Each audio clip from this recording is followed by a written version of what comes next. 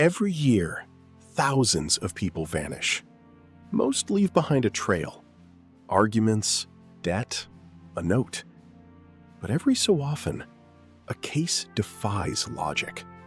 A man gets up, walks out his front door, and the world swallows him whole.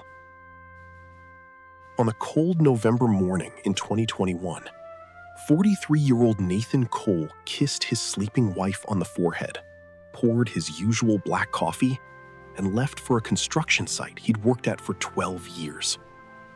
He never made it. No crash, no call, no body. But on his kitchen counter, under his car keys, he left one thing. A single, bizarre clue that detectives still can't explain.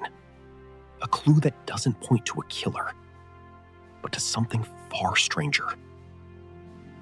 This is the disappearance of Nathan Cole.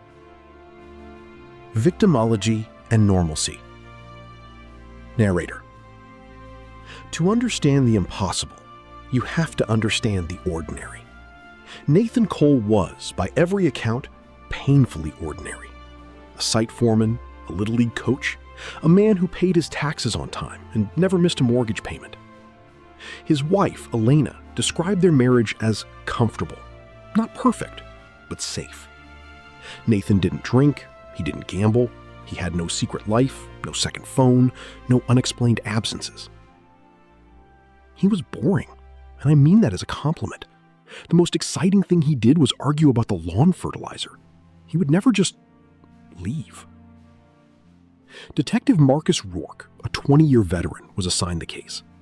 He's seen runaways, staged disappearances, and foul play. But within 48 hours, he knew this was different. No financial withdrawals, no social media activity. His truck was found parked legally 3 blocks from his job site. Lunchbox still inside. Thermos of coffee still warm. The first 72 hours yielded nothing. No witnesses, no cameras. Nathan Cole had simply evaporated. But then, the forensic team revisited the house, and they found it. On the kitchen island, partially hidden under the local newspaper, was a single sheet of yellow legal pad paper. Nathan's handwriting, verified by a graphologist. But it wasn't a suicide note. It wasn't a goodbye. It was a list. 3 items. 1. Quit job. 2. Call mom. 3. Find the man in the green coat. Item 1 and 2? Understandable. Quitting a job of 12 years is stressful. Calling your mother after a fight is responsible. But item 3, the man in the green coat. Elena had never heard the phrase. Nathan's co-workers were baffled. His mother, when interviewed, broke down. He called me the night before, said he had a bad dream about a man watching our house, a man in a green coat. I told him it was stress. He said, "Mom, he's real, and I have to find him before he finds me." Detective Rourke ran the phrase through every database. No criminal alias, no local sex offender matching that description, no green coat in any surveillance footage from the neighborhood. But then, a break. A gas station clerk 2 towns over came forward.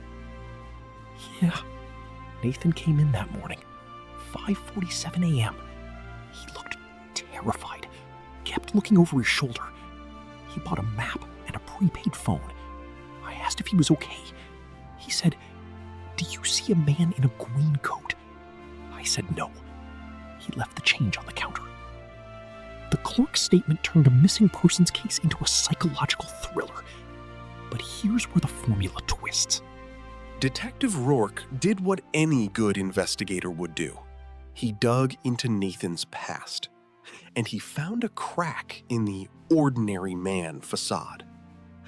12 years earlier, Nathan had lived in a different state. He'd been a witness to a convenience store robbery that turned fatal. He'd testified. The shooter was convicted.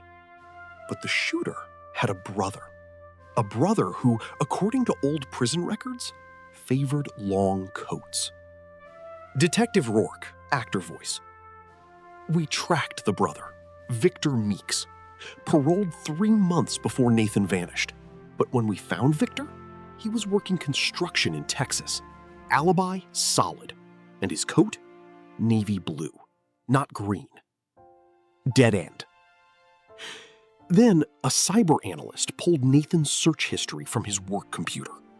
In the 6 months before his disappearance, Nathan had searched how to disappear without a trace 12 times. Witness protection loopholes 9 times. Man in green coat dream meaning 47 times. 47 times. That's obsession. That's terror. But the final search, made at 4:57 a.m. on the morning he vanished, was different. It was a location, an address, 1147 Millers Road, an abandoned tuberculosis hospital 30 miles north of town. Police searched the hospital. They found signs of recent habitation, a sleeping bag, canned food, and one photograph, a newspaper clipping from the robbery trial. Nathan's face circled in red. But no Nathan, no green coat, no body. 3 years later, Nathan Cole remains missing. The case has spawned Reddit threads, podcasts, and a $50,000 reward, but no credible leads. 3 theories dominate. Theory 1, psychotic break. Some experts believe Nathan suffered from late-onset paranoid schizophrenia. The man in the green coat was a hallucination. He ran away and may be living as an unhoused person, unable to identify himself. Theory 2, foul play. Victor Meeks has been re-interviewed 3 times. His alibi remains solid. But private investigator Linda Hayes uncovered something odd. Victor's cell phone pinged near Millers Road 3 days before Nathan vanished. He claims he was sightseeing. Linda Hayes, actor voice. Sightseeing? At an abandoned TB ward? No. Victor knows more. The green coat might be a misdirection, but the fear in Nathan's eyes was real. Someone was hunting him. Narrator. Theory 3, self-disappearance. The most disturbing theory comes from a forensic psychologist. Nathan staged his own disappearance, using the green coat as a legend, a manufactured threat to throw off police. The address on Millers Road? A red herring. But if that's true, why hasn't he contacted his son? His son just turned 10. 8:30 to 9:45. The one detail no one can explain. Here is the detail that keeps this case alive. On the back of that yellow legal pad paper, the same one with the list, forensics found a single fingerprint that does not belong to Nathan, Elena, or any member of their family. That fingerprint belongs to a woman who died in 1998, 15 years before Nathan disappeared. Her name was Margaret Holloway. She was the clerk at that convenience store robbery, the one Nathan witnessed. She was the victim. She was shot and killed during the incident. Margaret Holloway's fingerprints were on file because she'd been arrested for petty theft in 1985. And somehow, 23 years after her death, one of her prints ended up on Nathan's kitchen notepad. Police have no explanation. The notepad was bought new a week before Nathan vanished. It had never left the house. Detective Rourke.